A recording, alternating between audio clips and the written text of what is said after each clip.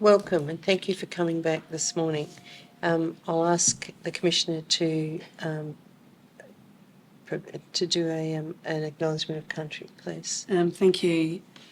I'd like to acknowledge that we are meeting on Kaurna country, pay my respect to Kaurna elders, all those emerging leaders, and pay particular reverence to all our Aboriginal children who make South Australia their home with their families, in the hope that we make things better for them. Thank you. Thank you. We'll re-swear you, given that you were dismissed the other day. Okay.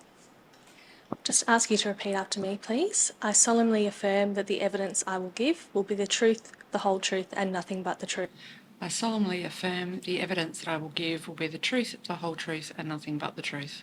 Thank you. And if you could please state your full name, occupation, and work address, please. Kate Wright, Senior Manager of Therapeutic Services for Aboriginal Family Support Services at 134 Weymouth Street, Adelaide. Thank you. And Kerry, if you could please repeat after me.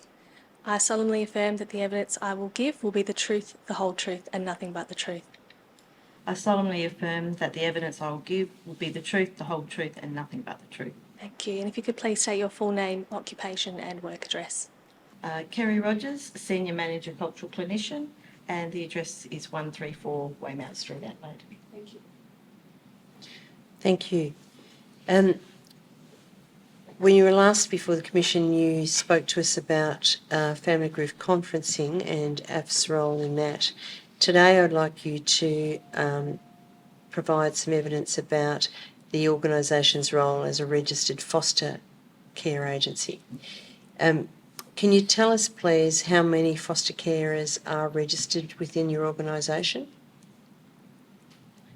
I think what we have here is we have 290 households, and 100 of those are the 153 Aboriginal, so 53% Aboriginal households of that. And I suppose in relation to the households, there could be different numbers of children in those households, and because that's always moving and fluctuating around children as well. But that's what at the moment. What's the licence capacity for the organisation? I'm not aware of that number, I'm afraid.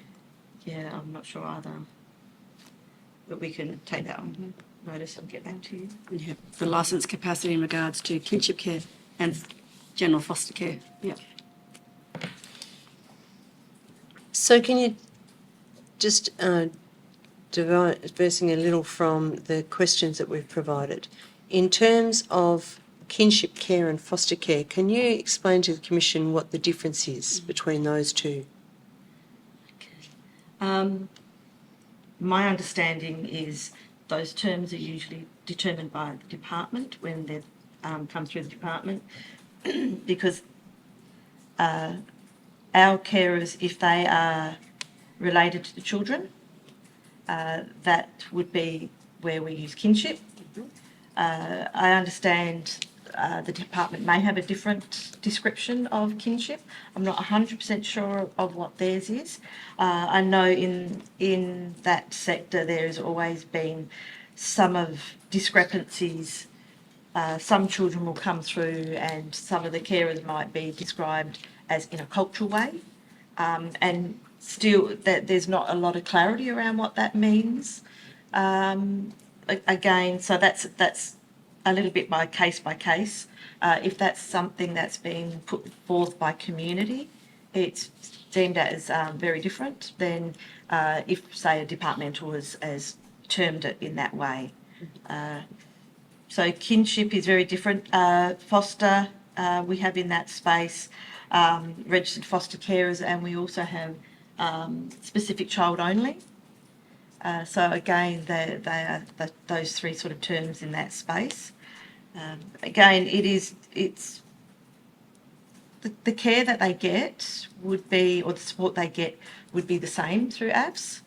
But I understand that through the department, with that the distinguished differences, there might be some slight differences that what people might be able to ask for or what people might be able to get, some of the expectations. And I'm not quite sure if that's on an individual base or if that's under policy and how different people determine what that is and what that means. So different officers might be looked at things a little bit differently, but within AFS, I suppose those two terms we would look at and would provide support in the same manner.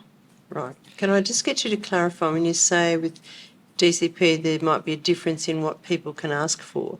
Is that in terms of financial support or? I think it sort of sits on both financial and other supports. I think it really does. It differs office to office, and I think some of the changes that have happened. So kinship was in control of their money, I believe, and there had been some changes where kinship money then became part of the office money. So there was some misunderstandings, I suppose, or it wasn't very clear about who's making a final decision around that. To give a bit of maybe a bit more historical context, foster care, so non-relative based care, has sat outside of department for many years. So carers have been recruited, assessed and supported by NGOs for many, many years. Kinship care, as it was defined by the department, was held within department. So they did the assessments and the support for kinship carers internally. Following the Royal Commission and the recommendations that fell out of that, there was a push to see kinship care brought out of the support for kinship carers brought out of the department, and that's been a slow process. And there's been pilots of, particularly for Aboriginal kinship care, there was 3, one with AFS, one with KWY and a partner, and one with Income Pro and a partner, and I always get their partners around the wrong way. One was Uniting Communities and one was Baptist Care, I believe. Sorry, I didn't sit in that space. But who was with who, I'm not going to say because I might be wrong which way around those connections were. So that was the first move to bring support, assessment and so forth of kinship carers out of department. I guess the historical definitions were around, for general foster care, were people who were willing to be assessed and take on the care of a child that they had no relation to, and kinship care would be a child that there was a relationship with. From an Aboriginal perspective and a kinship perspective, I think how we understand what family or kin is still done through a fairly white lens, and there would certainly be children, I think, that are in placements with people who would be kin, if we looked at it through a cultural lens, who perhaps haven't been defined as being in kinship care. And then that third layer, SCO, or specific child only, has been around for a very long time as well, and looked at where it may be someone known to the child, so a specific, a teacher, a friend might say, I'm willing to take on the care of that child. I'm aware that that child has been removed or is not safe in their home, and would go through an assessment and be registered to provide care for a particular child. You do see quite a number of cases where SEO carers then expand out and end up taking on other children. But I can remember going back pre-AFS days many years ago, I worked in mainstream and in an agency that did foster care support, and I can remember the department actually running ads for SCO carers. So they didn't actually name the child, but they would advertise in a school newsletter, child from this school is looking for someone to provide care. So there's been a practice of trying to recruit to meet a particular need. That was a very long time ago. Can I just say, even before that, before the big alternative care review, in the mid-90s, the former iteration of Aboriginal Family Support Services, the Aboriginal Childcare Agency of South Australia, actually did kinship care. It was the central focus of the organisation. Yeah. But it was taken formally into DCP for a very long time. From the structure. Yeah. Not that the Aboriginal community wanted that. No. I'm not suggesting that was what was wanted. I know. Thank you. And is there a specific process that your organisation uses in recruiting foster carers? So there's a recruitment plan that's developed, and it's usually about a 5-year plan that's reviewed constantly and added to. that's regionalised as well, which is about how we advertise. So in some of the regional areas, they use some of the local television networks and radio. They attend big community events. They sometimes will set up a stall down at the local shopping mall with information and flyers. We obviously use our newsletters. We use community events like NAIDOC Week or Children's Day and things where we're in contact with community. You might be able to speak to some more. Yeah, I think we also use some of those natural connections that we have around how we might advocate in that space. So that would be community connections that workers might have. It might be networks that we have, say, to kindy. There may be different areas that we branch out into, as I said, or as Kate said, around media, social media, what we do in that space. And I think we're always looking at where we can actually prioritise Aboriginal families and Aboriginal carers in that space, because that's, I suppose, what our main focus is in that area, to support Aboriginal children. Sure. Thank you. I've got a question. In the approach to recruitment, apart from what you described as natural connections, and there are a range of things with ads and televisions and community events like NAIDOC Week, what are some of the things that you see in the workforce, in the organisation, that enable effective recruitment? So what are some of the things that you're looking for in your workforce to enable recruitment, particularly around natural connections? I think what we look at is having a focus on what people's experience is. Academically, I think there's a lot of value in that space, but I also believe that there's a lot more experience around working in community, being accepted in community, being able to get into community space. So one of the first questions is, why have you applied for a job in AFS? Because we know that as the organisation has expanded, the ratio of Aboriginal and non-Aboriginal also expands. And when we look at that space is about how do we pull Aboriginal people into the interview space? Once they have applied for jobs, how do we actually look at that, and how do we try to weed out? And that's one of the things, is asking people, why have you applied for a job in an Aboriginal organisation, and what do you understand about how you have to work differently? Because I think that's one of the big things, is people believe they can come into an organisation and work the same as they do elsewhere. And that is a hard process, because over time is when you more so see things in people.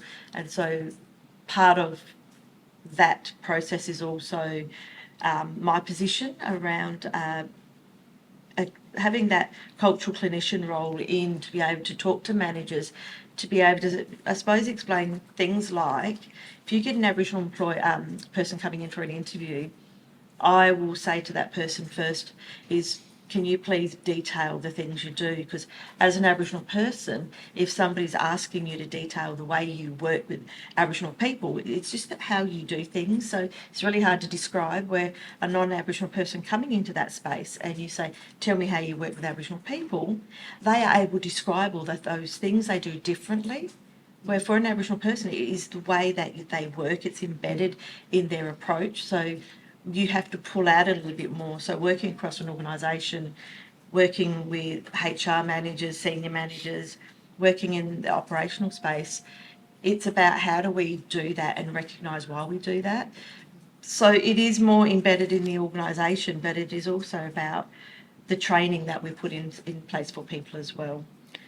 We also look, and when we're recruiting, we're looking at lived experience as well as just a formal qualification. We don't just consider that a particular degree or a particular certificate is the only indicator of knowledge, skill that is valuable.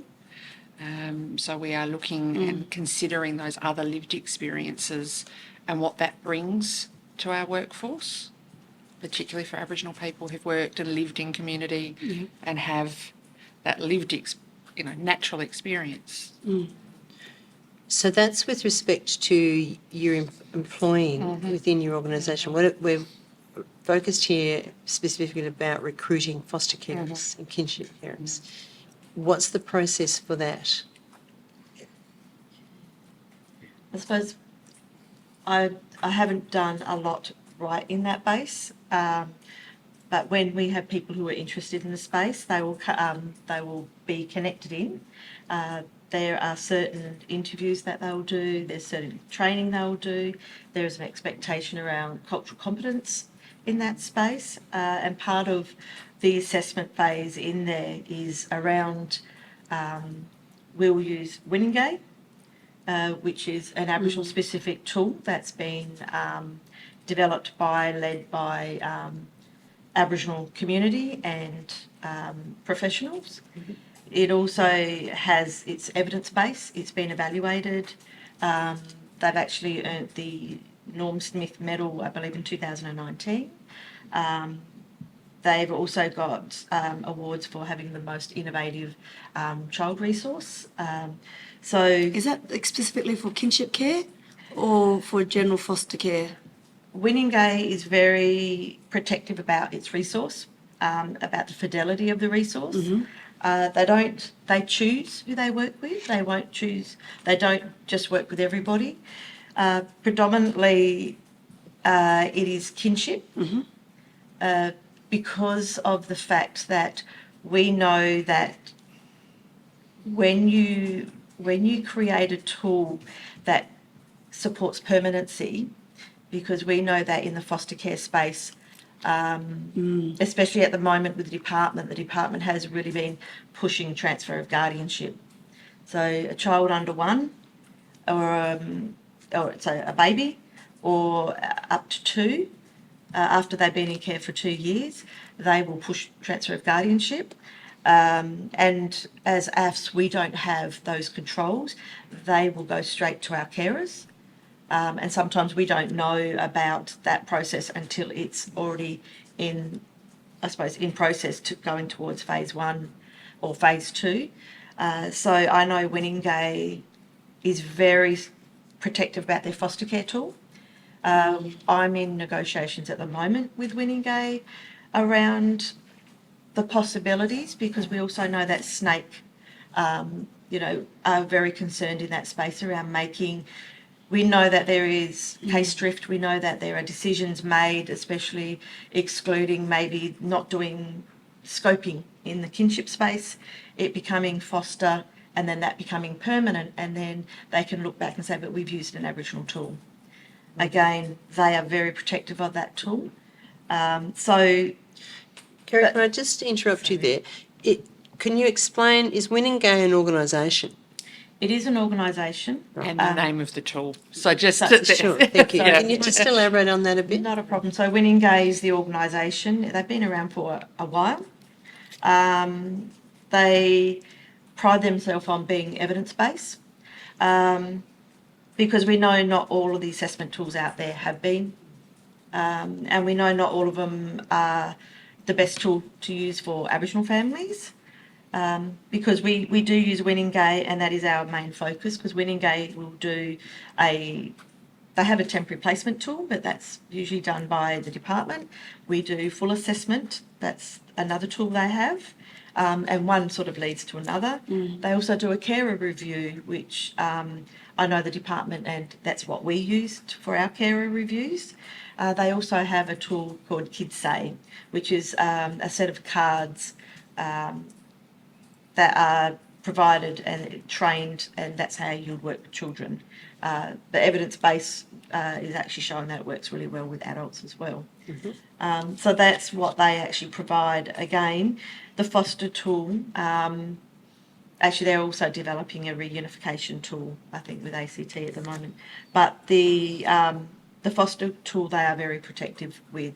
Again, it is a space that is... it is a hard space for an ACO to be in as well, because we know if those connections or those foster carers are non-Aboriginal or not family, there is a high likelihood that children are going to end up being disconnected because what leads from that, again, is transfer of guardianship, where even something like CARP, so Contact Arrangements Review Panel, once somebody goes transfer of guardianship, they actually can't use that departmental approach because they're no longer under the guardianship of the minister. They are then under the guardianship of that individual.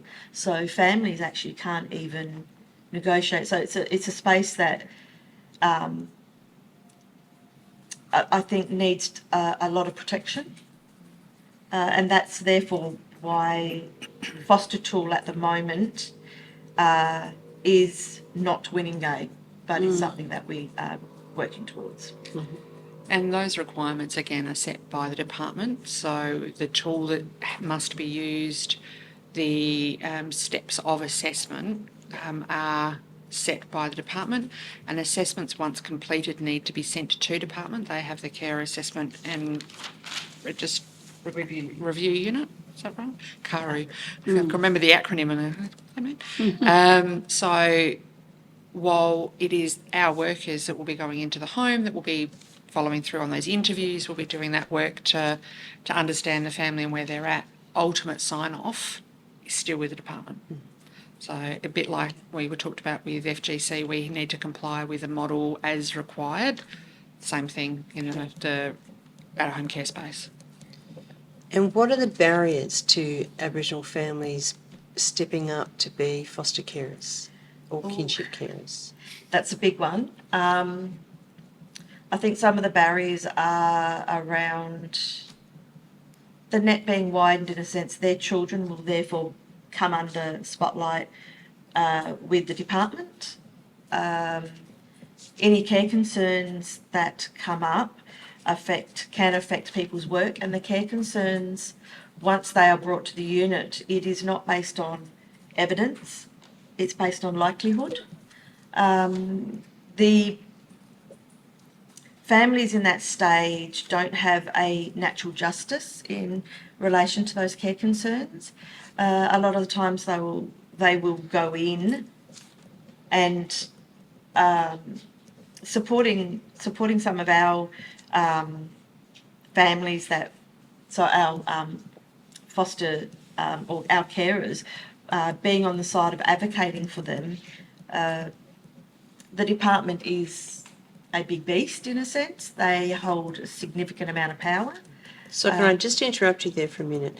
When you talk about care concerns being a block, you're talking about care concerns that are identified by DCP for these foster carers, families. Yeah, so once you're a carer, if a care concern arises, that can have significant implications for that family, their children, and there is a fear of that, and it's quite well known. But I think even before we get to once someone is a carer, there's barriers for people putting their hand up. Yes. And some of those are long-term historical context barriers around the way in which our system has worked for 200 and something years.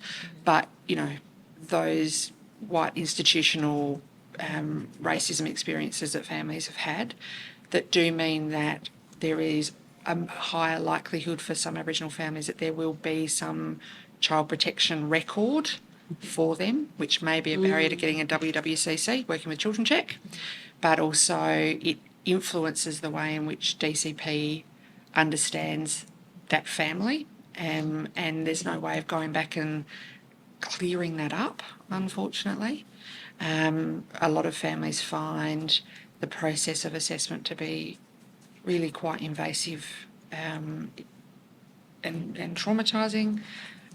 For some families, we're already talking about quite large families that have quite high levels of obligation and support need already existing within the family. So to then take on more and to be put through a process where they're going to have department in their life, visiting once a month and making decisions for, is not necessarily something that is attractive or viable. But then for some families, it's not possible to take on a care of a child without there being an order, because they do require the financial support and the things that come. And our system doesn't allow for kinship care without an order if you need support, like if you need the financial support or other supports. There's no support available for someone to provide care without there being an order. So we've set up families that you've either got to be involved with child protection formally to get support, or you've got to just manage by yourself. So there's... So what do you say then with regard to any opportunities that there could be for a system that financially supports families who care for children that aren't their children? I think that's about going back and doing some proper co-design, isn't it? And actually, rather than determining what a system looks like from the top and from government and saying this is how it needs to work, coming back to community, coming back to ACOs and other community-based organisations and elders and others, and saying, all right, if we're going to redesign this, what can it look like? So there are some checks and balances to make sure there's safety for children. That's not anyone can suddenly take a child and be their carer with no oversight or checking and knowing that safety is being created. But that's also not what we have now. And I don't pretend that I have the answer for that. But I'm sure if we actually sat and listened to community properly and allowed for some innovative ideas and some testing of programs and some bravery around funding to give some space, I'm sure we could come up with something. Yeah. It's forcing families into the system to get support, I think. And once they're in the system, because even once you take care of a child, there's also added where I've had cases where those individuals who have decided to step in to be kinship care haven't necessarily, they've had support, but there's also been some things that have happened around the working, around care concerns where they've actually lost their employment. And because the care concerns is not about, the process is very different, because there is not a natural justice to reply to some of those things. And the information is based on what is written in C3, and also the information that is, I suppose, comes from individual workers within department. It is a very hard space for people to actually have a response or even know that there is a care concern. So what do you mean that they lost their employment? I mean, that's obvious, but... If you're in a job that requires you to have a WWCC and there's a care concern that is substantiated, you may not be able to get your WWCC anymore. Yep. So on the question then, with working with children checks, you go through a process of recruiting families. At what point do you do the working with children checks? At the beginning? Yeah. Yes. Like, I'm just trying to understand where that happens. And then here's a family. There is a concern as a prohibited person. What do you do with that information? Well, we Because don't... then the family is no longer a viable option, are they? No. And unfortunately, we have no access to what caused that determination. So just like if, as a general person in public, if you apply for a WWCC, you either get it or you don't necessarily have the information as to why that was granted or not granted. So we don't have that either, and it's an independent process to us. You know, yes, that person is identified as becoming a carer for us, but it's the same as when you're employing someone. You don't know why or what's influenced that. We are not active in that process. It's just you have it or you don't. And I suppose what ends up in that process too for carers is once you become a carer, there's not a consistent approach from the department about the working with children's check.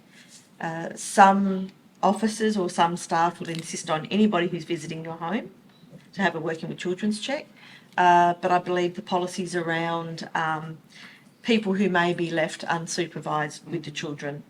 So there is not a clear understanding or consistency across. So you might have an office which will say every person that comes into your house, we need a working with children's check.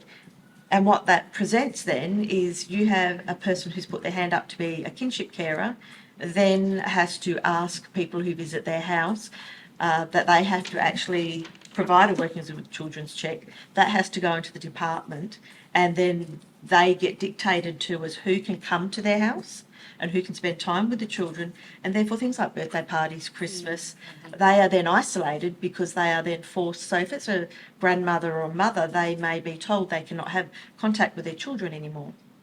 So their children are not allowed to be there because they have grandchildren or they have other siblings or people, family with them.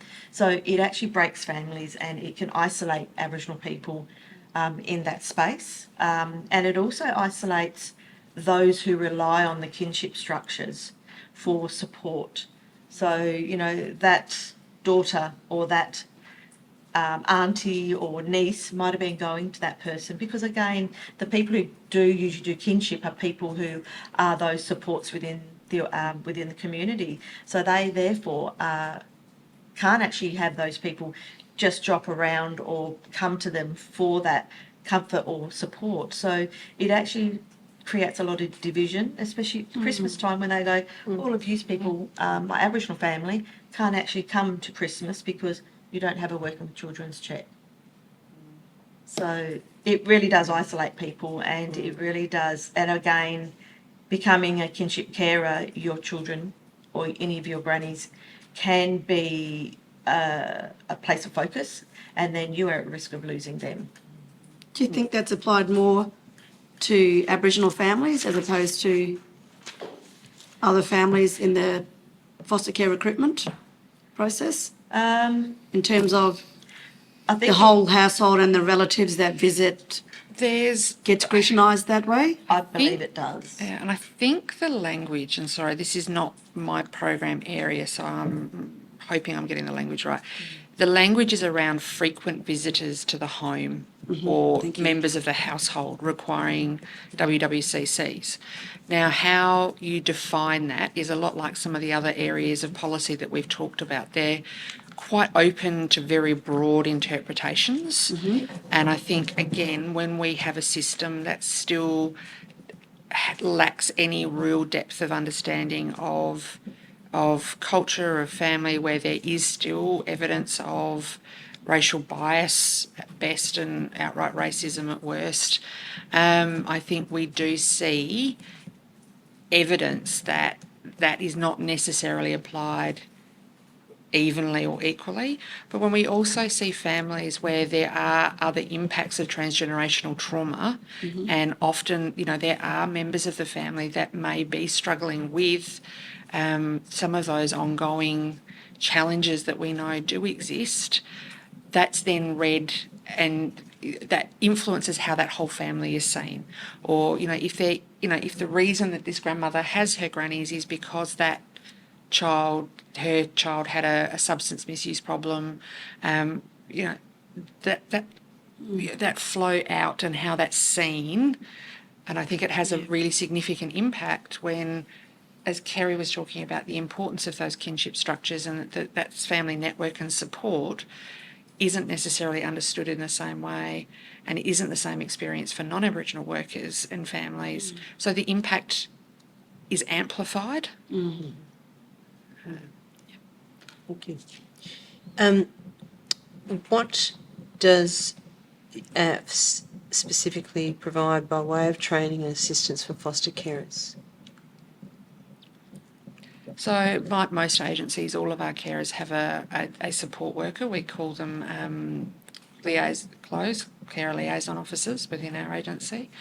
And again, there are some department set requirements about, you know, regular visits and formal reviews, and the training that occurs for carers prior to having children in their care, attending visits with DCP for the regular reviews, which they're not always invited to.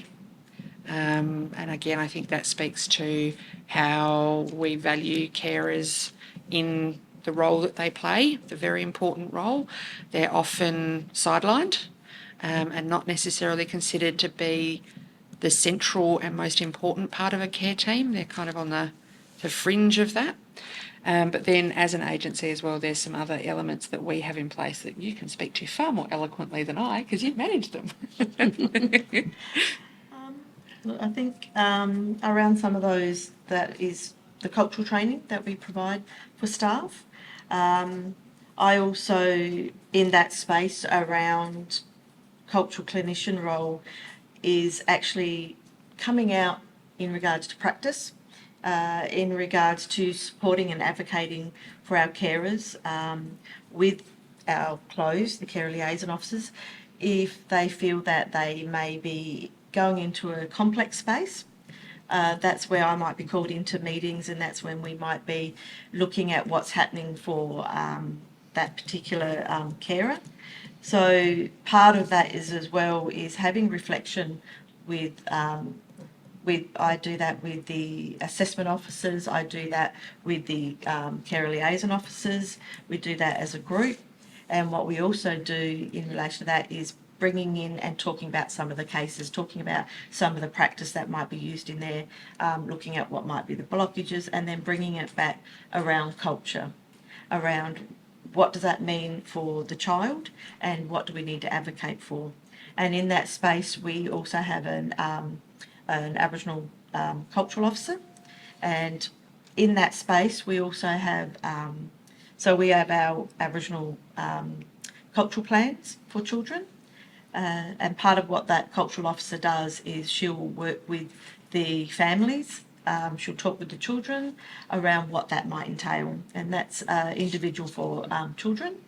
Again, there's what we can also get from the department around case plans. Sometimes that is a struggle to get a case plan and to get the cultural plan, because cultural plan is embedded with the case plan, and also genealogy for children, so the genogram. So those things are sort of, we find there's a real reluctance, and then trying to get and work with families around that space and carers becomes a little bit more difficult. So, but again, sorry, can I just take you back? Kerry, a real reluctance from who?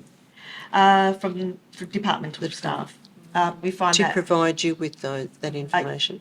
yes, even though it is expected that that's what they'll do, we get a lot of pushback. I have to ask my manager, I have to ask other people, and a lot of the time it becomes really hard to get those particular things, which I know is the case plan. I think is 60 or 90 days they have to actually produce that. But yeah, that is somehow, for some reason, I think there's a reluctance around what information is in there. Mm-hmm. Again, not recognising us as an agency that support carers, support children, and the better we can support carers is the better outcomes for children, especially the cultural needs, because we find that's where the case plans are usually pretty lacking or very dated, cut and pasted, not updated for significant times. Because we feel as though we can actually, with the carers, contribute into those spaces.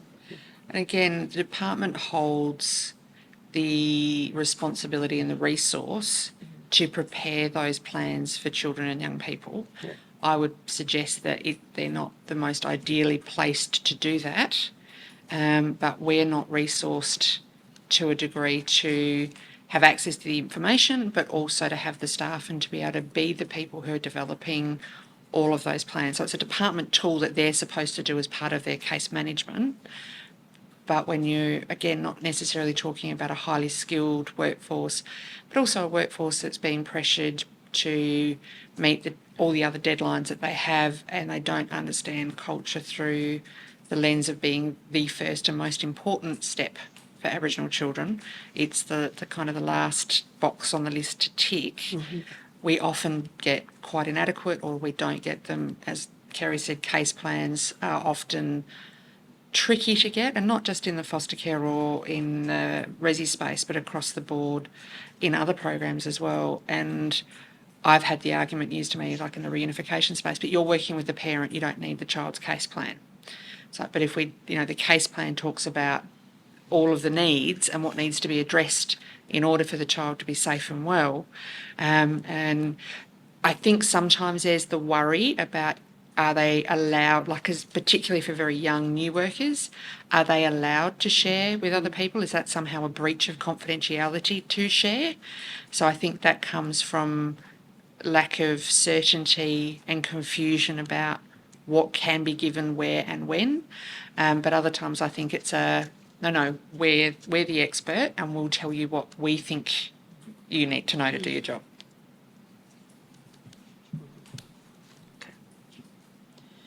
Thank you.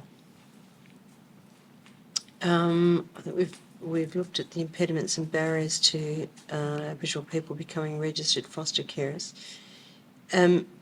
What would you see as something that could break down those barriers you spoke about before in terms of making it a more palatable option for Aboriginal foster carers and kinship carers? I think, just over the experience that I've had and what I've seen, it's having some authority sitting there to advocate for Aboriginal families.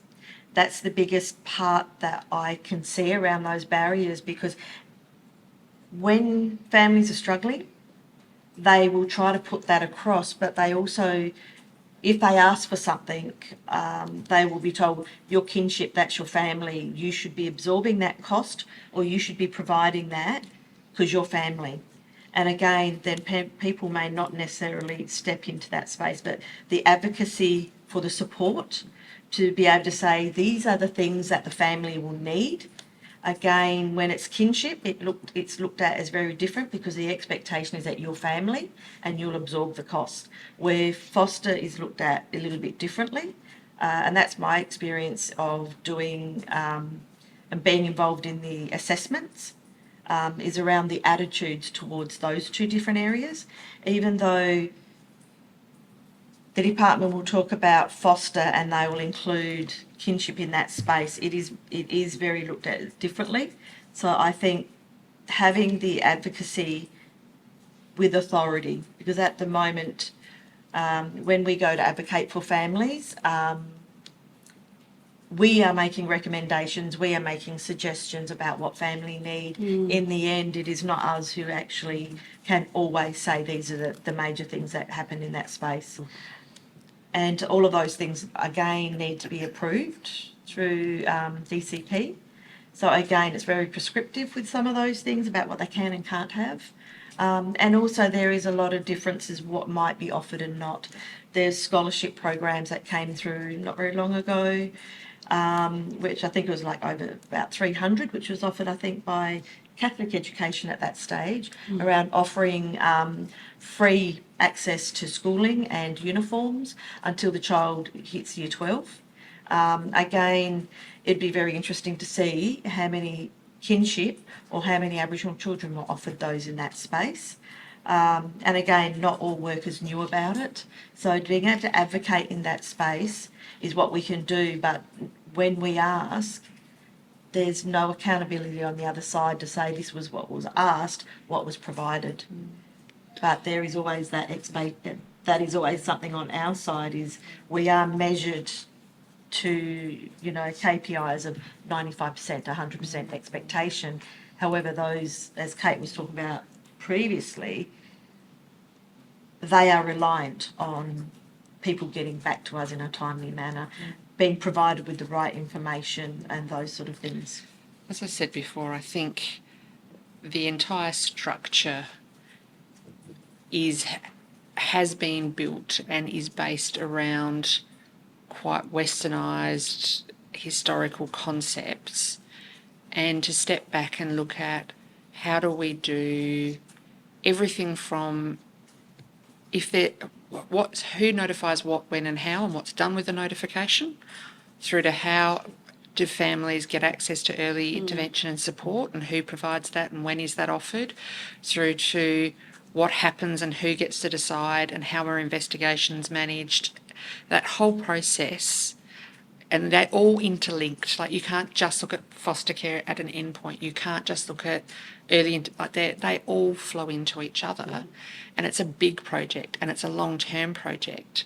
But at the moment, what most of the power and resource sits within government structure, and then there's little offshoots that are times when others are brought in, whether it's an ACO or whether it's a mainstream agency, where we don't have a lot of power or authority or a lot of resource. So, please take care of the foster care, but why are people not becoming foster carers, and what are we doing to change the way in which we engage in understanding what foster care is?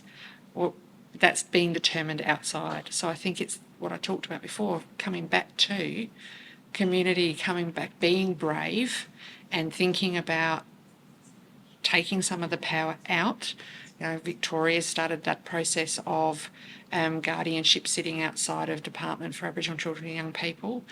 I think that's a long-term process, because you can't just pick one part of the continuum and make that the point where it goes outside. Because if we, for example, decided that, okay, once a child's under guardianship, that guardianship should be transferred to an ACO, we're then working with the outcomes of decisions that have been made not with cultural lens. So the decision around, was the removal necessary? How long did the child need to stay out? Was reunification viable? Those decisions didn't include cultural lens, but here now you can have the power and authority of the guardianship. Well, no, that doesn't work. It needs to be integrated all the way through. And again, I don't pretend that I have the answer. It's going to take many, many clever brains and much listening to community to design that well, and to design it in a way that still does value different opinions. And I've certainly sat in spaces with very strong Aboriginal cultural voices and authority who have the opinion that there should never be payment for kinship care, that we should expect community to provide care for its own children, and that's the way it should be. And I've sat with equally strong voices who said, that's not possible, that's not viable, there needs to be financial support, there needs to be resourcing, but does it always have to include an order? I don't claim authority in that space. There are very strong opinions, there are very different opinions. That's a tricky thing to work through and find the right pathway. So it will take time, it will take some bravery, it'll take some people who are cleverer than me. But I think to talk about what will change things for carers, we need to look at the whole system, because each of those steps is interlinked. When I ask people what is the reason why you wouldn't become a carer, or what is the reason that once you are a carer you want to go for transfer of guardianship, it's because of the department. I wouldn't become a carer because it brings the department into my family, but it also means I have to work with non-Aboriginal social workers who are going to be looking at my family and judging me based on the weird population, the Western educated industrialised rich research, which does not suit for my family. They don't understand child rearing practice, they don't understand kinship. They look at things from a deficit model and they see culture as deficit. So they will not want to put their hand up. And then once they have put their hand up, and we ask people, what is your motivation for going for transfer of guardianship? Most of them say to get the department out of my life. Because that's, I was in a meeting the other day, and I actually had a grandmother say, you have wrecked my life and my family, and I've been doing this for 15 years. And my health, it's affected my health, it's affected every part of my life. I have not been able to get employment. So the expectations around being available and present all the time, workers will only do 9 to 5. So if you are a carer who works, how do you get to fulfil those things? Meeting with people, appointments. So there's not a lot of flexibility in that space either. and this is a common experience across foster care holistically, to become a foster carer, especially in the current environment where we are talking about children who generally have really quite significant trauma that needs really intensive support to help repair that trauma. Being a full-time worker and providing that level of care is very, very challenging. So for people, are you going to give up work? What does that mean, not just for your income today, this week, but what does that mean for your superannuation? What does that mean for your healthcare and, your ability to do those things? And for many years, we've had people talk about you can't do it. And I think when you are talking about children who often, as I said, have quite significant trauma-based behaviours, and we know that behaviours escalate when someone becomes, is in a safer environment. The repair, you often see escalation. For a lot of people, they can't afford to have vehicles damaged, homes damaged, to be called every day from school to say you need to come and pick the child up now. And there isn't the support wrapped around that adequately to support people to be able to work. And I've seen, I'll use the reunification space rather than the foster care space. I've had a parent told, well, if you seriously want to reunify with your child, you need to give up work because you need to be available to do this. And I've also heard parents told, well, you need to demonstrate your capacity to take care for this child. Why don't you have a job? So you're damned if you do and damned if you don't. Yep. It's the same experience for foster carers. How do you, and most people do this because they really love and care for the child, particularly in the kinship space. So you put your hand up, you make yourself vulnerable, you take on board the fact that you're going to have social workers in your life and looking at you and judging you, but now we're also going to make it impossible for you to work and then judge you for not working because, you're unemployed now. All of those things, again, are in that mix for families. And it's, as I said, it's not just this week. People say, oh, there's the carer payment that helps support, the cost of it. Well, it doesn't really. Children are not cheap. But it's not just that. It's the same experience that working mothers have had for how many decades now, that if you take time out of the workforce, it's not just your income today, it's your superannuation later. And we're creating long-term poverty for people if that's what they're doing. Thank you. True. Now, looking at the residential care facilities that you manage, how many of those are operated by your organisation? Okay, so again, within that, I guess, framework of residential care, there's also the PASP, which is, the specialist and the SILS programs as well, so supported independent living, and PASP, what does that stand for again? It's the specialist funding packages. Yeah, I think it's around assessment specialist package. I'm not quite sure what it might be around creating a permanency. So it's usually, I think, 60, 90 days? It's meant to be a maximum of 90 days. They're often extended. So young people who haven't been able to be placed, often with really high and complex needs, it's meant to be specialist and assessment based. So we have a combination across those three.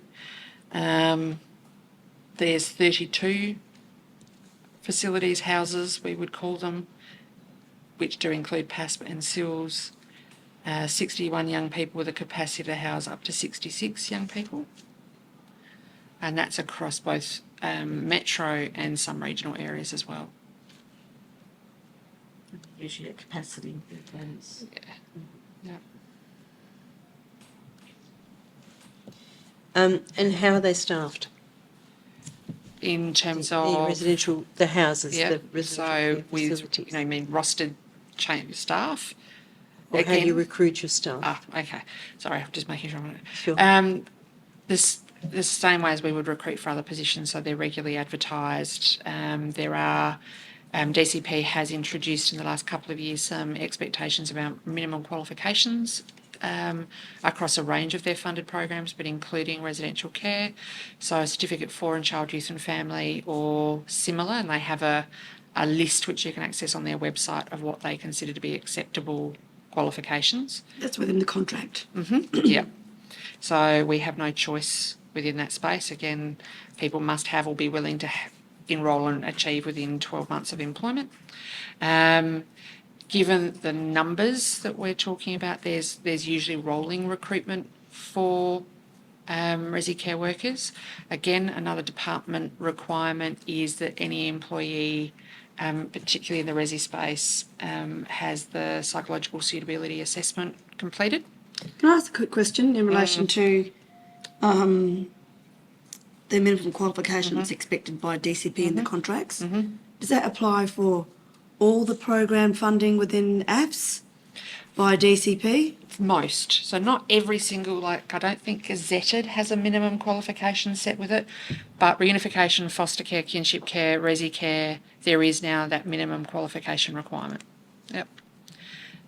So for AFS, where we had existing staff who didn't necessarily have one of those on the list of accepted qualifications, we worked with a trading organisation and supported staff to undertake that, and we covered the cost of that for existing staff, and we've supported that now for a couple of years, and that's been a rolling thing.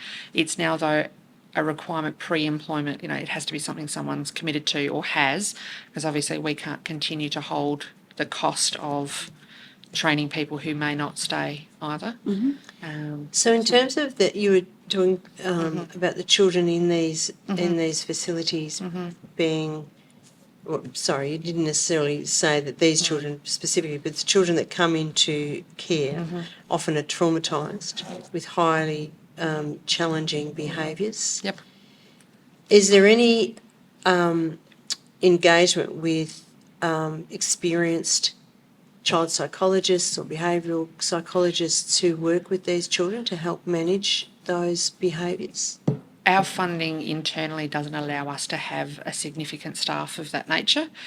We would be looking back to department for the support, so for individual children, if they're involved with therapy, to engage with those therapists to provide support and guidance. The other training that occurs, we have an induction program that new resi staff go through that covers, again, some mandatory requirements that DCP has, but also things around trauma-informed care. We are rolling out and working with the rollout of TCI, which is Therapeutic Crisis Intervention, which is the Cornell University model. We also use MABO, which is, I can never remember what that stands for either, which is another crisis response and de-escalation program where they go through their policies, procedures. They do lots of, it's about a 2-week program. And then they do shadow shifts and things as well before they're obviously on the floor rolling by themselves. We look at and we use staff within the teams, and I'm not sure who's in that role at the moment, but they've looked at positive behaviour support planning and how they support that within the team. But again, funding, and all agencies I think would have the same experience. This is not unique necessarily to us. Funding doesn't allow for, for 66 children, if you were going to have a psych who was a consulting psych for all of them, you would need several. And DCP still sees themselves as the guardian for those children as well. So there's certain things that we are and are not allowed to do. So we don't get to choose that someone might benefit from a particular therapy. That has to go back to department for approval and funding. And again, that's where those lines of who is responsible for what can be a bit challenging and interesting. Does that answer? Thank you. Yeah. With respect to the funding for your staff, does that come directly through DCP? Yep. So each house has some of them are clustered. So we've got multiple contracts, and obviously as the programs grow, you add new contracts. But sometimes there's 2 or 3 on a single contract. PASPs are individually funded. So yeah, but that all the funding, we're completely reliant on funding for residential care from DCP. So there's no specific assessment or targeting of the specific needs of these very high need children to be intensively worked with? As a sector, and I've worked interstate as well and managed residential care facilities in Queensland, and I've obviously worked in South Australia. We've always treated as an entire sector resi care and resi care workers as entry-level kind of positions. They are, Cert 4 is kind of the minimum level qualification. It's rotational shift workers, so it's a highly mobile workforce. It's often people who are studying and planning to move to something else. The way we understand, fund and support residential care, and this isn't just a South Australian thing, this is national, it's probably international, is it's not treated as the highly specialised thing that it really should be. And often residential care is seen as the last option when nothing else is available for a child. And certainly we should always be seeking to look for kinship options and look for family-based care options. But for some young people where there is really, really high levels of really extreme trauma, having a space where there are highly skilled staff who are able to be caring, compassionate, consistent, who are able to meet needs without having the expectations that often come in a family-style home of a child or young person to behave in a particular way or to be grateful or to, when we're talking about highly complex trauma, that doesn't always work. It's not always the right place right now for a child. But we set resi up as the heads on beds almost response as somewhere to go if there is no other option. We don't see it as a highly skilled therapeutic environment and as part of a continuum of care. And it's not right for all children, and it's certainly not where we should be seeing toddlers and very young children, and we do see that. Probably an improvement on what we saw in the early 2000s of children literally in motels with Comcare, but it's still not treated as the specialist thing it should be. It is a very expensive option, obviously, and I know the department has a huge amount of their budget goes into that care. I would say we probably end up there because we're not doing the early intervention and prevention work well enough to prevent those children coming into care, and they're coming into care so late that the trauma is so significant that that's where we see the churn of placements, and we see children churning through resi as well. And I think in that space, when you talk about all those needs around therapeutic needs, what sits on top of that for Aboriginal children is cultural needs. And I think it is really hard to get Aboriginal staff in Aboriginal positions. But then again, when we think about the overlaying of therapeutic needs, then they're also, and that's why I believe, and I think is what is a belief within the agencies, how do we get Aboriginal business, how do we embed that through those therapeutics? So rather than saying we have to tack that on, and I think that's where we need something like the department, which is big, which has got the resources to start to actually look at all of those things around Aboriginal child rearing practices, better ways of doing things. They're happening out there in the community. All of these programs that, that we are told that we must run, that's embedded in the funding and that we are applying for. None of that, from my experience working in the department around multiple carers, around child, all of those things is not embedded in their business. It's tacked on. It is, not even must, it's consider. And when, we're working with 100% of our children are Aboriginal, they're working with well over 50%. Far north, far west is 98%. But they still haven't considered actually embedding that in their everyday business. It is still a consider, and so that makes it hard for us that anything we want to do it costs significantly more to develop those things and to bring that in, but funding usually just covers the bare minimum. So if we are expected we're more so expected to tweak a program or to add a cultural overlay. And I think the time is now, it actually should be embedded, and we need the funding to be able to get the right people in to be able to do that work as well, because we know that if you want evidence-based, it's not cheap. We need it evaluated. We need to be having those people on staff or an availability within funding to bring those in, because we might have great programs that support children, especially in residential care, even things like the Aboriginal scoping team, because the scoping is within the department. Even when we find family and we identify people in that space and push back to them, we don't have that no longer is what we have got any authority over. And then we might just be told those people are not appropriate people, and that's all we get told. We don't know why, and we can't push back, and those people can't push back. So when that happens, you don't have a chance to go back. And even with that, I think they've changed the criteria with the family scoping team now. I think it's only you have to have only been in care for less than a year.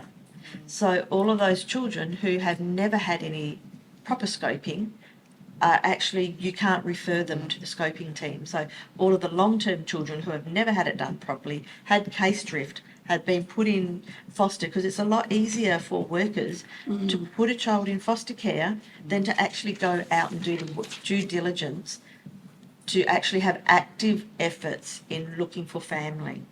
And again, they go straight back to their system, or they say, we rang that person 3 times.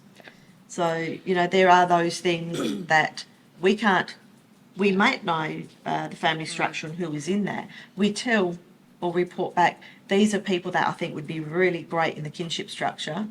But again, once somebody's in foster, they will not go back to scoping and looking for family. And I think, there's things that we do in the residential care space, in the foster care space, which are around trying to promote and support that connection to culture. So there's been, we draw on some of our board members, and we've had one of our board members run a couple of events and take some of the young people out and engage in cultural activities. But again, that's not part of funding.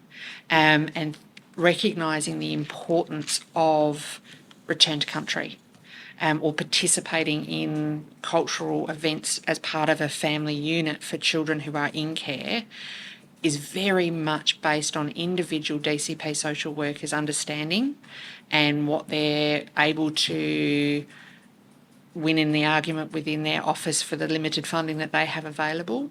So, again, I know someone who is a kinship carer, and the children that she provides care for also have very strong connections back to Sejuna and Yalata, and she has to self-fund, to be able to go back. She wants to go back basically every school holidays. She thinks that's really important for her children to be connected with their cousins and their uncles. And I think DCP supports, one here or there. But she's then left to do all the legwork, to do all the making sure that people are going to be happy for them to come and the financial support for that. And she feels that it is significantly important enough, and that she's able to find within her resources the ability to do that. Not every family has that. We've had situations where there's been a significant funeral and sorry business for a child's family, and it's been suggested, well, if they've gone to that, if they've done that's a return to country, and that utter ignorance of, no, you can't roll those two things into one and consider them the same thing.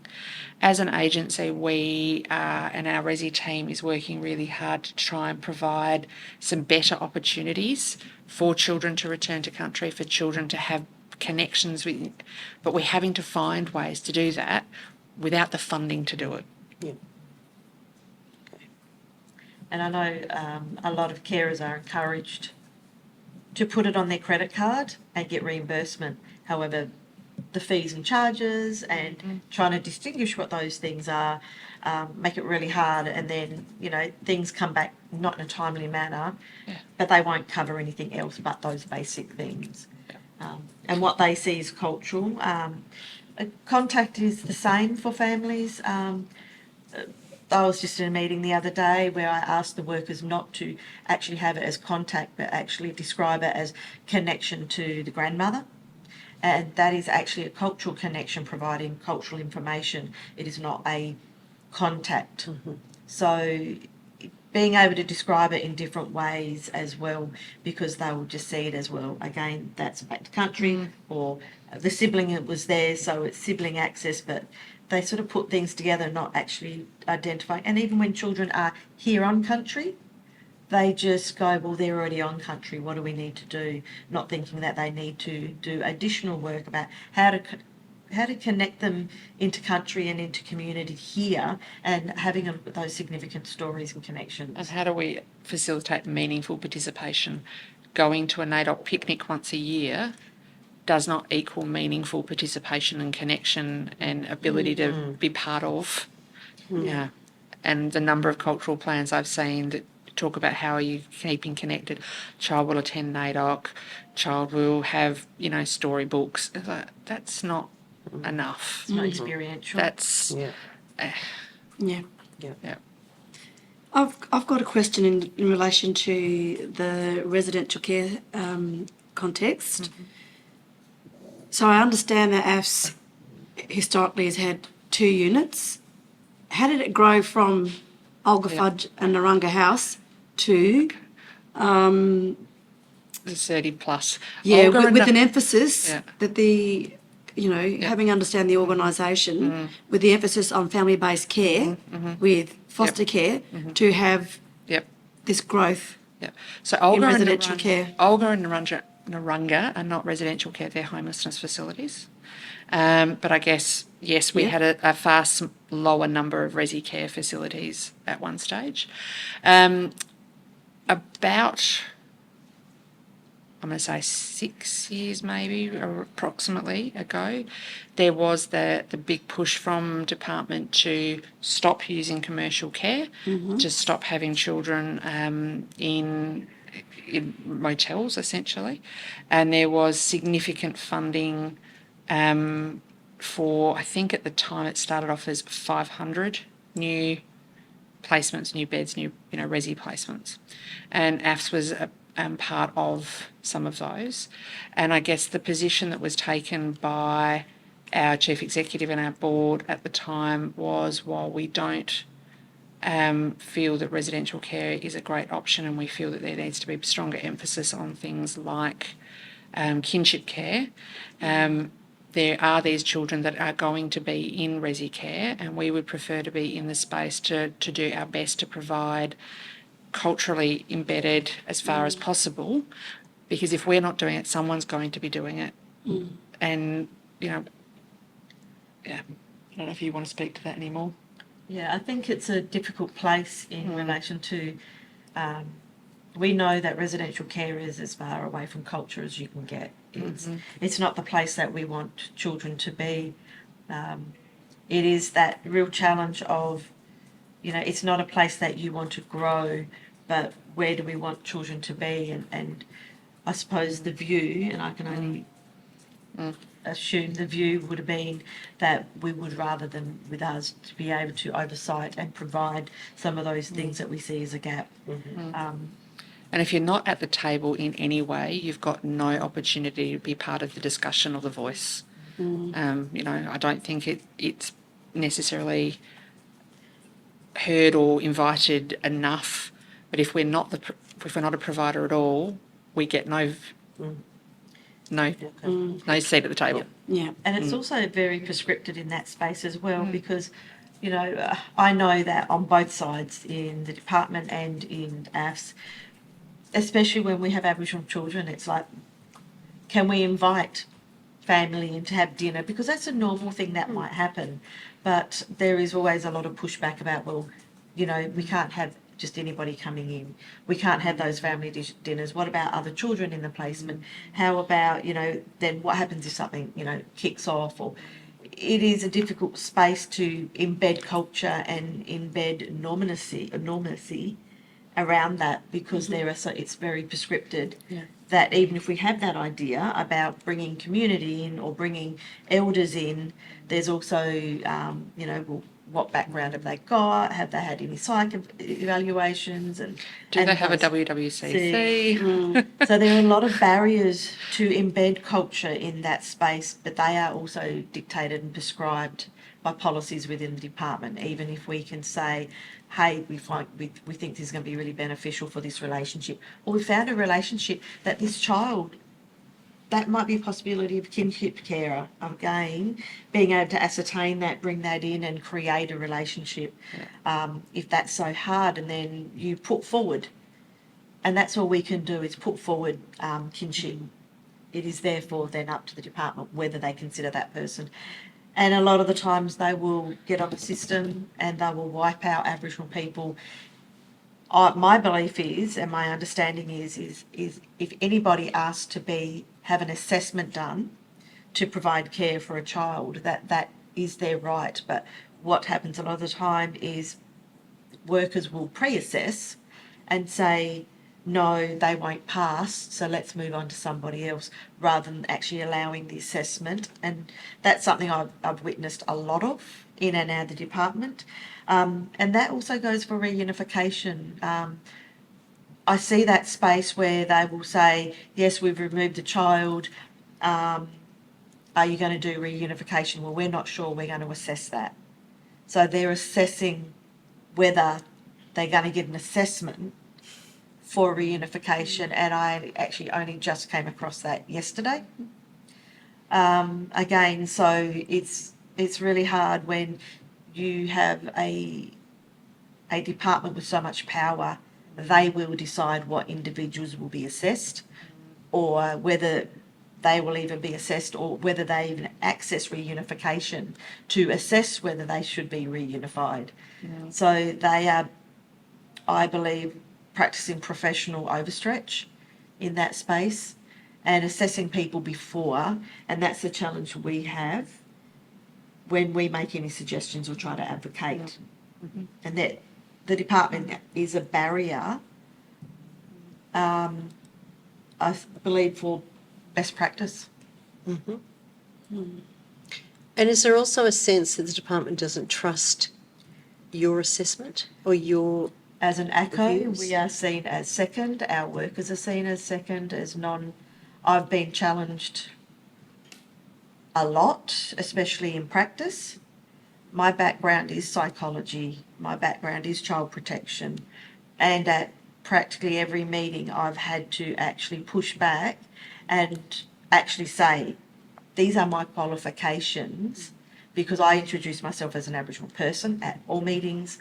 I talk about trauma-informed practices by staff, understanding not only the families in the room, but Aboriginal workers in the room, that they need to be able to think about how they do their work. So it is a really challenging space to be in as an Aboriginal person, but also as soon as you move out of the department, there is no recognition of what your skills are, and they will just say, if I want to, I will escalate it. I know we've had that said to us. We will decide whether we are going to bring in a principal Aboriginal consultant. We will decide if we're going to escalate this to management. And these are social workers, and a lot of the time they've been in the department for a very short time, but they are allotted an immense power where, I've been involved with social workers who said, well, I'm in this position, you'll never get your children back. So there is an immense power. If you don't do what I say, you can't have your children. There is a real centralising of power and decision making. So DCP and, legislatively, they are the decision maker. Sure. And I think that heavily infiltrates their understanding of practice and the way in which they do things. And I've been in meetings where we're having a professionals meeting about a case, and we're talking about our evaluation and our concerns and our worries, which I'd write, that's okay, fine, thank you for that. We're having a consult tomorrow and we'll come back to you. So, and the consult's going to include their PAC, their practice lead, possibly, the psych who did the parenting capacity assessment. We don't get access to those people. We're not included in that consult because that's an internal decision-making process. And I think, I think that some of that comes from that fear and that risk aversion. And, if something does happen, they are the delegated authority. They are the one who is ultimately going to be left holding the bag. So I can understand where some of that holding the power comes from. Like, that's a difficult space to step into as a worker, knowing that if this goes wrong, I'm the bunny.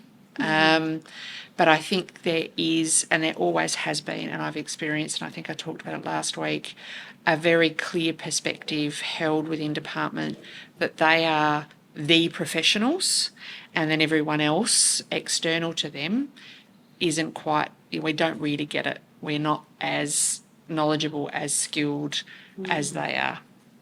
And I've experienced that in all the NGO spaces that I've been in. And the sharing of information. C3 has a lot of information, and even if we want to challenge it or say, we've been led to believe that that's not true, there is no going back editing full factual information, and we just don't have. We get the bare minimum, and we get told this person is not safe, or we've scoped extensively. We've scoped this family, and there is nobody safe. And so I've said, are you sure that's a huge family? Have you exhausted that? And how have we defined safe, and what have we done to resolve an issue? Like, I've had people say to me, well, no, that placement wouldn't be viable because the house is already overcrowded. And I've gone, well, what do you... If that is literally the only issue that you have, the number of bedrooms that are in this home, why would we not provide some financial support for that family to move into a larger home? If the other option is a child in resi care, which costs tens of thousands of dollars and more, why are we cutting our nose off to spite our face? If literally it's because the size of the home, why? And who's decided that that's overcrowded? Whose definition of too many people in the home are we using? But I've heard those kinds of arguments, or there's historical child protection concerns. Well, what are we doing to explore those and to see, are they current issues and how serious are they? No, I'm not suggesting we should be placing children with someone who's got really serious offending or really massive issues that would create unsafety. But is it something that with a little bit of support could be worked through? And what is our standard of good enough? And how do we define that? And how are we unpacking that? A system like C3 has been around for a long time. There's a lot of information that gets fed into it. Like any system, the information in it is only as good as the information that gets put into it. And if we're accepting blindly something that's been written by someone we've never met, we don't know, we've never engaged them to be critically analysing their practice, and it could have been there for 20 years. What was our understandings? What was our cultural lens? What was our, reflective practice like at that time? But it is still the fact because it's written in C3. And that is one of the challenges. And that's any system. The system is only as good as the information that gets put in, but the challenge we have is what critical analysis and bravery about going back and looking at it again and maybe changing our mind. We don't do that at the moment. And I think things like, I've been involved in cases where they've said that family member that, would be great, but they're homeless. So, okay. Get them a home. Exactly, but that's the end of it. Yeah. So they come across these barriers of, and we know that there's right now kinship carers, they might be in caravans, they might be in these places, it's short term, but what is the expectation? I did sit across care concerns within the department for 5 years. Kids are not they're not safer necessarily in the department. And we know the biggest risk to children when we're doing assessments is they have been children of the system. So if that is a really big risk factor that we go, oh, wait a minute, they've given birth now, but they were previously a child under the guardianship of the minister, that's considered a really high risk. So why are we taking children away from risk? And we're actually placing them under the same parent, which is identified as having huge outcomes which are not favourable to children. So we're removing them from what we're saying are unsafe, and we're putting them into positions which have evidence base shown not to be safe, to have not good outcomes educationally, not good. We know that, by evidence base from Indigenous cultures across the world, but Australia, that kids who have been in out-of-home care have their trajectory is not good. We have some that shine, but their trajectory is not good. Youth suicide, we know. Jails are filled with kids who are in out-of-home care. I get frustrated as an Aboriginal person that we're removing and not doing the right work there and putting them in a place that evidence shows they do not have favourable outcomes. We know that kinship has better outcomes for children than what other forms of care do. But that is the area that social workers within who are making that decision around removal, it is very easy for them to pull out of there. It's easier for them to put in foster care because there's nobody at that space really saying, have you applied the Aboriginal Child Placement Principle? Because I sit across the gazetted function, and there's a lot of times we don't recommend the placement and we say it doesn't fit the Aboriginal Child Placement Principle. Those numbers are very high, but they're still placed in those placements.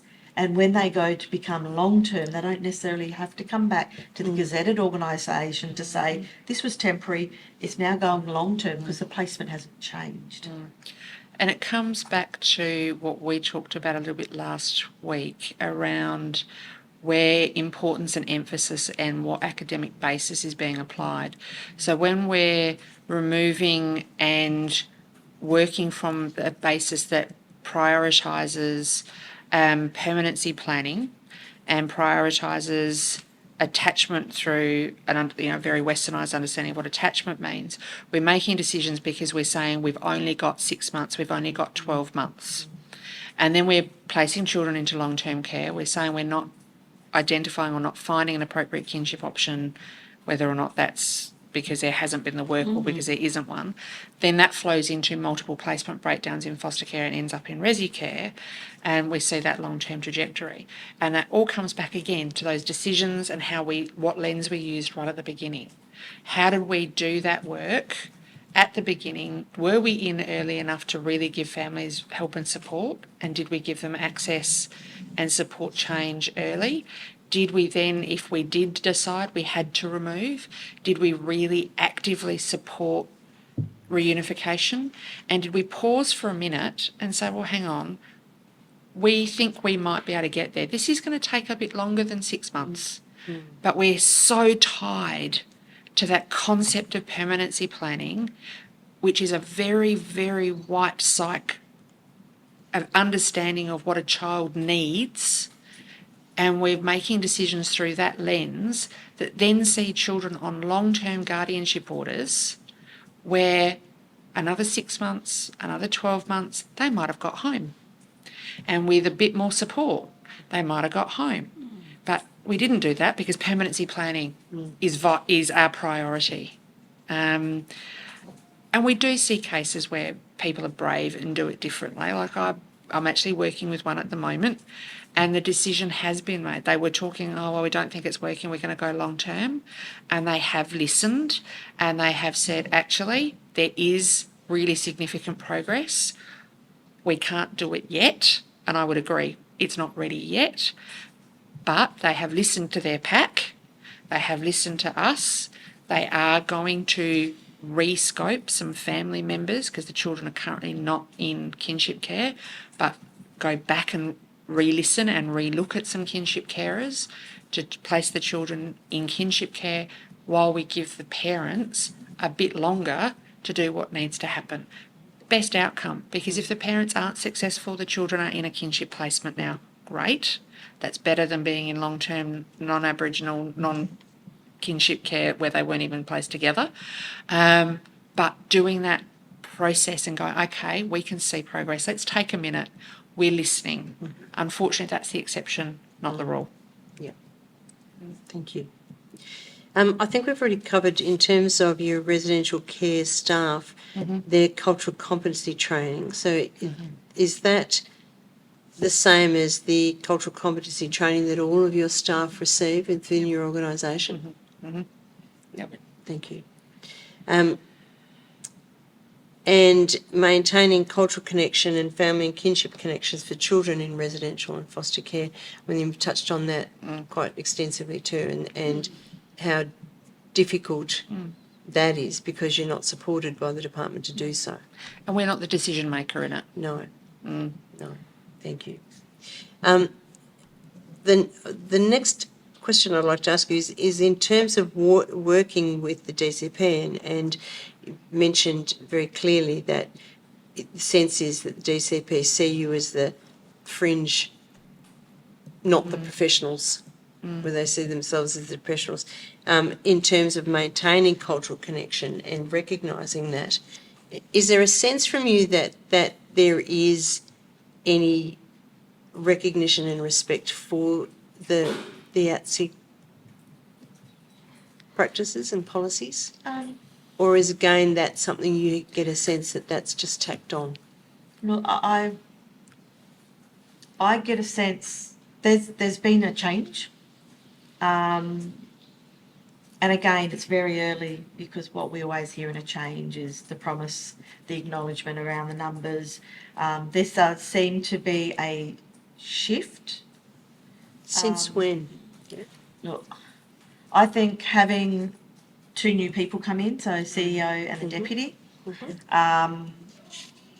I've noticed a bit of a change around just the basic connections around the willingness to come out to an ACO, to meet with an ACO, to hear from us, and also just to have some of those other partnerships supported, and some new things around, executive meeting. So actually putting our executive at the same level as their executive and actually being able to say, I think there's a space to actually have some meetings where previously, to my experience, and Kate, you've been at AFS for a lot longer, my thoughts around that is that wouldn't have been happening. Look, it happened occasionally.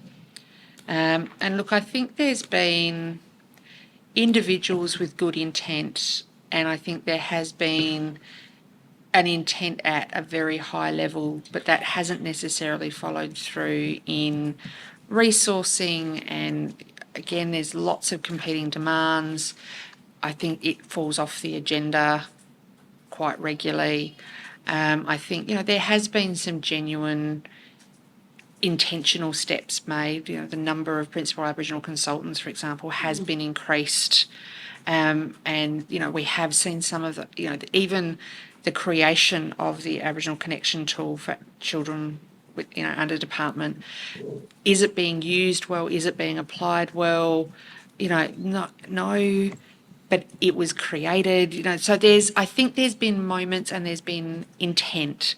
It's then about how do we adequately resource? How do we follow that through? How do we provide the training and the embedding when you've got a highly stressed, highly overworked, under-resourced workforce, but then also how do we shift what is a really entrenched way of working, and that doesn't happen overnight. So you start with change theory, don't you? You've got to have an intention, then you've got to put it in place, then you've got to practice it, then you've got to test, and I think, so I can see some intent. I can see some of the steps. I think we need to continue to see prioritising at a higher government level. And that sits across how, as an entire state, though, we do cultural business. Where is our commitment to healing and treaty and policies across all of government? Because child protection doesn't sit in a silo. It is impacted by all of those other areas as well. How we respond and how we have respect for cultural authority and the value of that at all levels. Again, it's all integrated, isn't it? You can't fix child protection in and of itself, and you can't blame child protection for all the problems as its entity in and of itself, because it exists within a broader system, and that system isn't necessarily doing everything it needs to do, and that flows through. It does, but I also believe in a lot of the meetings I get to are, oh, that was a previous worker, or I'm just new, I'm in there, or, you know, I'm the third worker in this space. I really don't know the family quite well. And my response is very much of, we are AFS, you are DCP, that need, you know, that is the due diligence that needs to happen behind those doors, in a sense. There is around accountability. Individuals, I understand it's hard. They may have just stepped into that space. However, they have a duty of care to families and to children. They have a due diligence, and they need to manage that up if they're not being able to handle that. But my experience is, there's a lot of talk about not enough time and not enough resources, and I think that's across the board. However, I believe that it is easier to go visit a family 5 times who don't slam the door in your face, to put it nicely. So the family that really needs it will get 1 visit, and the other family get 5 visits, and then they'll tell you how busy they are. However, when we look at it, children are supposed to be sighted once a month in that space, and we know that with our carers, that's not happening. We know that once they don't report any problems, and we also know that sometimes when there's Aboriginal families who are providing the care and there may be a bit of complexity, the engagement is very different. We hear things around they are not engaging, where it is not the job of families to become compliant and engage. That's the skills of the worker. But it's the excuse that workers use not to engage with families. Again, it's also around cultural competency of staff and around cultural safety that's provided, because when we talk about parenting capacity assessments, they are done by psychs, and my experience is a lot of the psychs haven't actually ever worked with Aboriginal families, don't have the experience, and actually aren't using any assessment tools that are specifically for Aboriginal families. So the outcomes, and they don't understand. I'm a psych. My training did not include a huge amount in Aboriginal. That didn't include around child rearing practices and those other different theories that are used to make those assessments. And I've been providing feedback to the department about having somebody like a principal Aboriginal psychologist, same as they have principal Aboriginal consultants who consult with social workers, because that is the hierarchy in the department around who gets to make the decisions and influence the decisions. The sites will influence across CACYP contact, they'll influence in casework, and they influence in reunification. And those assessments they use, I don't believe they have a basis in Aboriginal or evidence-based for Aboriginal families. But they are the determinants of those decisions. They are put in C3, and then that's it. And sometimes they will, if they are paying the psychologists who the family are working for, they actually have access to all the information. They are providing that. Right. And I've actually had feedback from a psych who have said, I have to write what they want me to write because they are paying me. So it is a very challenging space, and as Kate was saying, it's embedded across all the areas, and it is a really complex area, but it's been complex for a long time. Surely there are some smart people out there who can start looking at what is working currently. And they're looking backwards. Just because something was done in the past doesn't mean you can never do it in the future. It might have been the wrong time, not the wrong program, not the wrong model. Aboriginal people have been here for a long time. We have tried and tested our cultural responses. We have tried and tested our parenting, and I believe we have very good parenting. And the evidence base, we have survived, and our children have survived healthy for 100,000 years plus. So I hope in the future they would look back to that and find out what that evidence base is. Thank you. And I think the last question that I had for you has already been answered as well in terms of the support services that are offered to children carers and birth families. That again, I think, if I heard you rightly, is determined by the department, not determined by you. And so you're limited then by finances, resources, and what they consider a child needs and a family needs. Is that an accurate assessment? Yeah, their matrix describes what they need. So as foster carers, there are certain things that I have to do. Life story book, that's, more around, and that's life story, sorry, and that's more around the journey for carers. But how much of that is based on Aboriginal? I had of the presentation, there might have been two presentation slides. Again, that is something they provide and expect all carers to do. That is a requirement of CARU. Again, where is their basis for carers of Aboriginal children?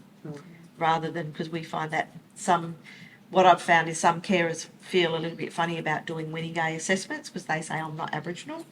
Winningay is based on the child. If the child is Aboriginal, that's the assessment that you will use, whether you're Aboriginal carer or not. Thank you. Christian, you have any questions? Can I just clarify? So you've said that Winningay is used in relation to the Aboriginal child, not the Aboriginal carer. Well, if there's an Aboriginal carer, that would be Winningay. The focus on what the assessment is an assessment around how that person is going to care for that child. So if that is an Aboriginal child, then they will be focusing on culture. What Winningay have done is they look at best practice. So it is very easily, you can use it in a non-Aboriginal space. They actually do have a non-Aboriginal one, which is basically the same, because all carers should be considering the culture of any child in their care. And that is the focus, and that is what is paramount in the assessment, is what are the needs of the child, and those cultural needs are put on a really high space. So that's what they're always asking. So Winningay has a non-Aboriginal tool, does not differ greatly from the Aboriginal tool because it is best practice. But it's not used widely here. Step by step is still required by department in most circumstances. And my understanding is step by step has not been evaluated for Aboriginal families. Winningay has been assessed, and that's my understanding. The feedback I have had with people or practitioners who have used both is the preference is Winningay. Because of the way the questions are. And Winningay focus on asking questions in everyday language, and that is their focus. Average literacy level for all Australians is Year 4, about a 10-year-old. So why would we do it in any other way? And their preference is, when I do these assessments, I don't have to translate the question. And then once you translate the question, the assessment isn't right because you've actually messed with the fidelity of the tool. If you have the tool that you don't have to actually translate, you can ask it in plain English and get the response and people understand, it changes it. So other assessment tools actually are not correct assessments if you have workers who have to translate or don't understand what the question is. So if you can't get the assessment right, you're not going to get the treatment right. Thank you. Do you have anything else? No. Thank you very much for coming this morning and for